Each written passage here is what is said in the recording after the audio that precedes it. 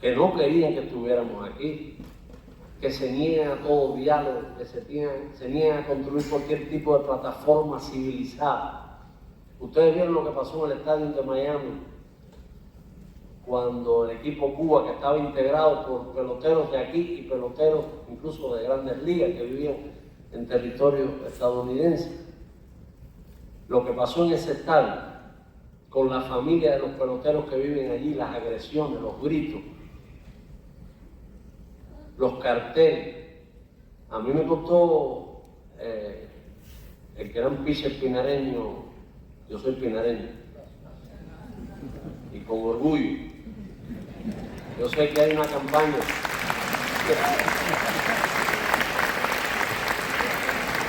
Yo sé que hay una campaña mediática específica contra Pinar del Río.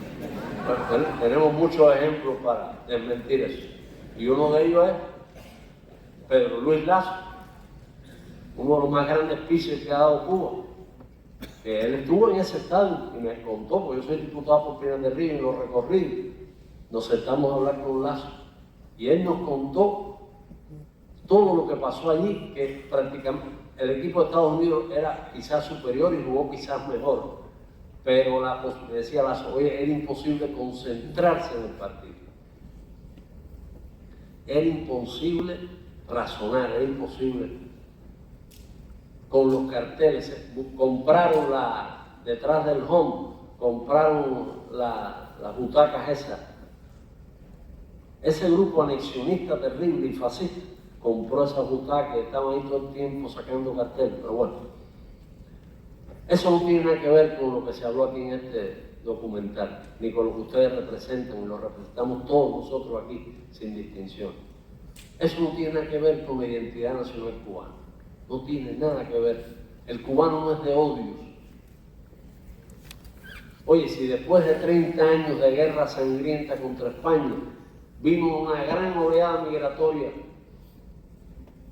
de españoles a instalarse en Cuba, ¿oyeron ustedes a alguien que agredió a un español inmigrante o alguien que quiso vengarse de Weigel y de su atrocidad? El cubano no es de odios. Y cuando yo estudiaba en la universidad venía la brigada Venceremos. Todos los años venía, ha seguido viniendo, no sé ahora si con la misma regularidad. Y nosotros teníamos contacto con esos jóvenes estadounidenses y jamás hubo una expresión de rechazo, ningún espíritu vengativo. Fidel se sentía orgulloso de que en este país jamás se ha quemado una bandera de los Estados Unidos. Fidel decía, en Cuba jamás se ha quemado una bandera de los Estados Unidos, porque la gente, la cultura política de la gente, le permitía diferenciar un gobierno de un pueblo. Ahora, a ver si logro coger el libro. Bueno, iba a decir que ese diluvio global de mensajes que aceleran la cultura, la ofensiva colonizadora en el campo de la cultura, que hace muy difícil consolidar un pensamiento crítico, porque la gente lee menos, no solo en Cuba, donde hay ahora un programa para la lectura que están preparando la Biblioteca Nacional. Decía hace un momento que ella ha ido advirtiendo cómo se está, no solo creciendo, sino estructurándose, articulándose el nuevo fascismo. Y en España, por ejemplo, el partido Vox, de ultraderecha, es impresionante el impacto que ha logrado en adolescentes a través de la red TikTok, el partido Vox. Pero en Italia, en Instagram, hay un analista italiano de apellido Bianchi que le llama a esa red social, a Instagram, Fascio Instagram. Está lleno ese Instagram donde están muy presentes los jóvenes de la ultraderecha de Italia, están llenos sus redes de imágenes de Mussolini, del muchacho haciendo el saludo fascista en los estadios de fútbol. Hay una especie de truco.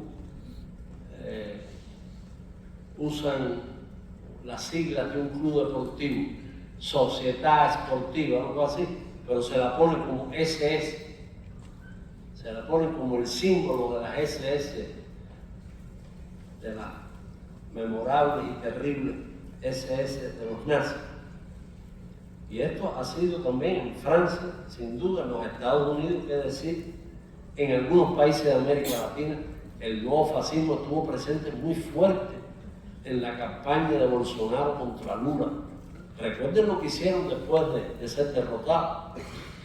Algo parecido, como una especie de remake del asalto al Capitolio de Washington, en Brasil. Asaltaron en Brasilia la sede de los tres poderes del Estado. Y lo peor es que arrastraron a mucha gente pobre. Ese nuevo fascismo está arrastrando a mucha gente pobre, confundida. Era algo a lo que Fidel le tenía mucho, le preocupaba mucho, le tenía terror al pobre de ultraderecha, al pobre de derecha, que la ignorancia arrastrar a la gente pobre a seguir a un demagogo fascista. Los grupos de odio han crecido a través de las redes. El movimiento feminista que ha crecido tanto ha creado en este neofascismo una reacción de una ferocidad pavorosa. Odian a las mujeres, las consideran inferiores, condenadas a ser esclavas sexuales. Son realmente misóginos, feroces. Y donde quiera que aparece una líder feminista, algo así, se han cometido agresiones físicas brutales contra esas líderes. Algunas han sido asesinadas. Y esta locura, tú dices, ¿cómo la gente joven se va a debutar en la política, haciéndose anti-gay, anti-inmigrante, ultranacionalista, contra la cultura? Son fenómenos muy complejos que a nosotros, yo sé que ustedes han vivido eso, a nosotros nos toca expresiones fascistas provenientes del núcleo recalcitrante, que no querían que estuviéramos aquí, que se niegan a todo diálogo, que se niegan a construir cualquier tipo de plataforma civilizada. Ustedes vieron lo que pasó en el estadio de Miami, cuando el equipo Cuba, que estaba integrado por peloteros de aquí y peloteros incluso de grandes ligas que vivían en territorio estadounidense, lo que pasó en ese estadio con la familia de los peloteros que viven allí, las agresiones, los gritos, los carteles. A mí me contó el gran pitcher pinareño, yo soy pinareño, y con orgullo. Yo sé que hay una campaña.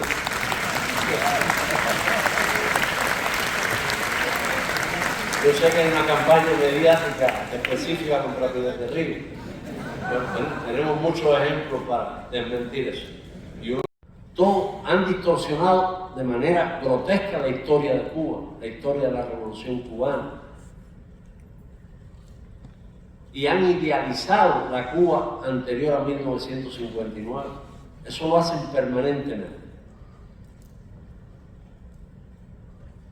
Atacan sin tregua en las redes al gobierno revolucionario, lo hacen responsable de todos los problemas que padecemos, se cuestionan el terrible impacto del bloqueo, estimulan la polarización entre cubanos, estimulan reacciones de indignación, de cólera, las divisiones, el rechazo visceral al otro, al que no piensa como tú, al que es diferente a ti. Y en lugar de la comunicación civilizada, promueven el intercambio de insultos, calumnias, groserías. Ese es el día a día nuestro en las redes, el día a día. Ese nuevo fascismo atacó al dúo Buena Fe, que me dijo Fernando que hoy se había hablado de eso. Atacó al dúo Buena Fe, logró que se suspendieran conciertos ya pactados en Europa, pero se enseñó también con esta maravillosa gran poeta Nancy Morejón, Premio Nacional.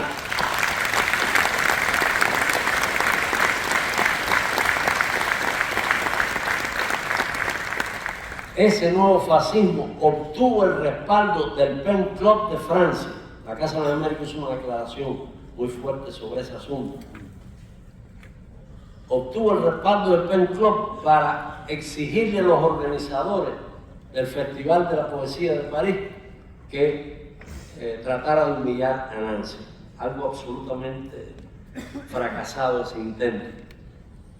Tanto Buenafé como Nancy aplastaron moralmente con su dignidad y su entereza a los mercenarios vergonzosos que quisieron lastimar a Cuba a través de sus músicos y de sus poetas. Hace poco Nancy estuvo en Serbia con el ministro de Cultura, Elpidio Alonso, y creo que fue un gesto también de desagravio de los compañeros ahí en Serbia. En Honduras, tuve el privilegio de viajar a Honduras con Nancy, que es un ser excepcional. Igual, el tratamiento que le dio la ministra, intelectuales y artistas hondureños que se reunieron ahí fue excepcional. Porque se trata de un nuevo fascismo y nosotros tenemos una versión criolla de ese nuevo fascismo, que es el fascismo con chusmería. Y sé que ustedes se están exponiendo a ser acosados por este nuevo fascismo, algo que a ninguno de ustedes los amedrenta. Y esto que estamos haciendo aquí es también un acto antifascista. Todo lo que sea apostar por la cultura es rechazar la barbarie. Tenemos que apostar por la cultura y rechazar la barbarie.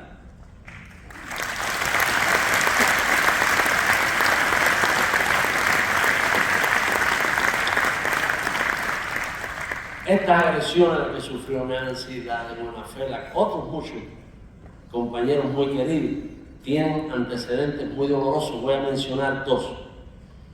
En 1998 se hizo una subasta en Miami donde el gran pintor nuestro, extraordinario pintor Manuel Mendívil, vendió una pieza que representa un pavo real.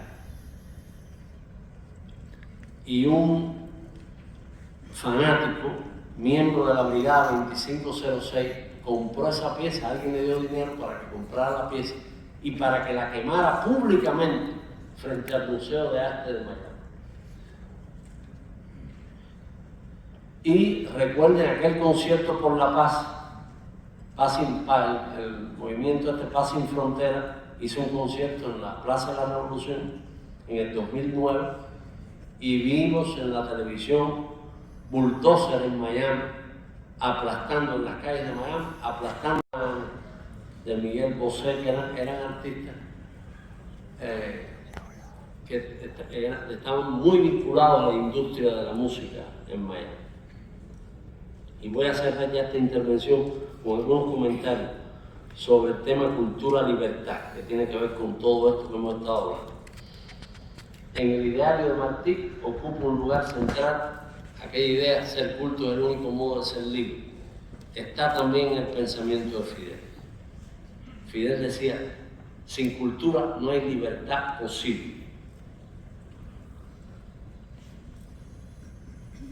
La función principal de la cultura, para Martí y para Fidel, es formar ciudadanos libres, crear antídotos para impedir que los seres humanos sean conducidos de un lado a otro como marionetas por los instrumentos de manipulación de las oligarquías y del imperialismo. Y hay pocos conceptos tan distorsionados como el de libertad. Se ha utilizado mucho y se utiliza cotidianamente como un estereotipo para exaltar modelos de vida ligados al libre mercado y a los Estados Unidos como meca de las oportunidades, y para condenar a Cuba y a todos los países que intenten construir una sociedad centrada en el ser humano y en la justicia social. Allí en Honduras, Nancy no me dejará mentir, mucha gente nos decía, está el gobierno de Xiomara Castro tratando de hacer cosas por la gente. Después de una historia, Honduras ha tenido una historia muy triste, muy amarga. Y le dicen, ustedes se van a convertir en una nueva. Hay un discurso de Fidel que todos recordamos del 17 de noviembre de 2005 en el aula magna de la universidad, que ahí fue donde Fidel dijo aquello que nos estremeció a todos, de que la revolución no podía ser destruida por los yanquis, pero que nosotros podíamos destruir la revolución. Pero en ese discurso, Fidel le dedica un pasaje a la manipulación a través de la propaganda comercial y de toda esta maquinaria mediática tan poderosa. Él se preguntó allí, le preguntó a los jóvenes que estaban allí, ¿cómo una persona ignorante, analfabeta, puede saber que el Fondo Monetario Internacional es bueno o es malo? Y que el mundo está siendo sometido y saqueado incesantemente por ese sistema. Y respondió, sencillamente, no puede saber. Y habló de los gastos millonarios que se hacen en publicidad cada año para crear reflejos condicionados. Digo, la mentira afecta el conocimiento, pero el reflejo condicionado afecta la capacidad de pensar. Y esto tiene mucho que ver, compañeras, compañeros, con el debate que hay hoy sobre las redes sociales, sobre la manipulación de la información y de las emociones.